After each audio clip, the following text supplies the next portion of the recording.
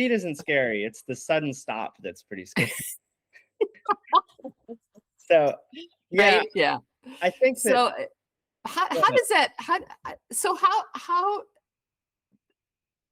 how do you manage, like, so part of, and I think for a lot of people with issues, brain disorders, or, just life disorders, or I don't even hate the word disorder, but issues in our lives that create self-limiting beliefs, but also create some realistic issues in our lives. How do you get to the point where you can step beyond that, that thought process and really work to have the life that you want? That is a really great question. And truthfully, I don't know the answer, because I don't really have a vision in my head of the life that I want. I think I'm living a life that I guess I had dreamed about maybe as a kid. I didn't know that racing cost money, and I didn't know that there was a business behind it, but I knew I wanted to be a race car driver.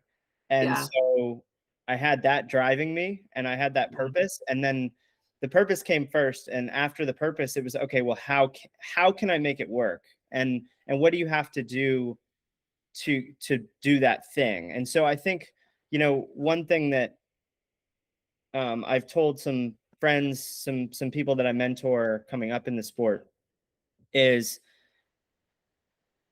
you have to accept what you want may not be the way you thought you'd achieve it, but ultimately the finish line remains unchanged. And so, for example, if you were wanting to work, you wanted to be a musician, and you wanted to go and perform. What you might love there is playing music, right? Or you might love being in front of people and performing and making them feel something.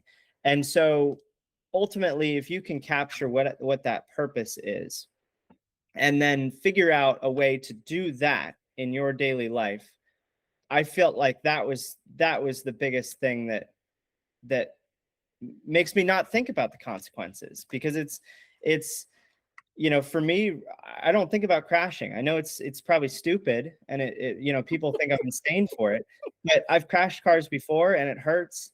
But before I strap into a race car and put my helmet on, it's not even a thought in my brain. It's Right. The bigger thought is not qualifying for the race, not going fast enough, not disappointing my sponsors or my friends. Like the thought of me crashing doesn't even enter a brain cell. And I think if it did, I'd probably quit racing. So Yeah. because you can't, and you when your friends crash, you don't, you ask them if they're all right, but you don't really think about it, because it challenges the integrity of what you're doing. And so I think if you're so blinded by purpose, it's easy to go and chase it with relentless passion. Yeah, I agree. And I think that you and I are so fortunate to understand that, to have that purpose, to be like, okay, I'm just going to do this because this is what I love. And not worry about the how. Like I love what you said, like the finish line isn't changing. It's still going to be there.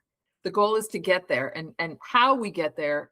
Sometimes you start off one way and you wind up really surprised by something else that totally works and gets you there. Yeah, and I think to add one little cap to that, it's and I don't know how this will affect my life, but I knew that when we did Portland last year, that was, other than getting into college, that was the biggest dream that I had in my whole life, was to go be a NASCAR driver and go race on TV and do that. And, I thought after Portland, and I was done, and I was sitting there in the car, and no one had talked to me yet. It hadn't really set in that I had done the thing that I had set out to do. But what had set in, I had a big relief, and I was done, but I was almost disappointed that I was done. Like I had a good day. It was a great race, and it was one of the best days of my life. But there was a disappointment because I had reached my goal, and I didn't know if there was something next. And I guess in Oh, my head, wow. well, I guess I just do it again.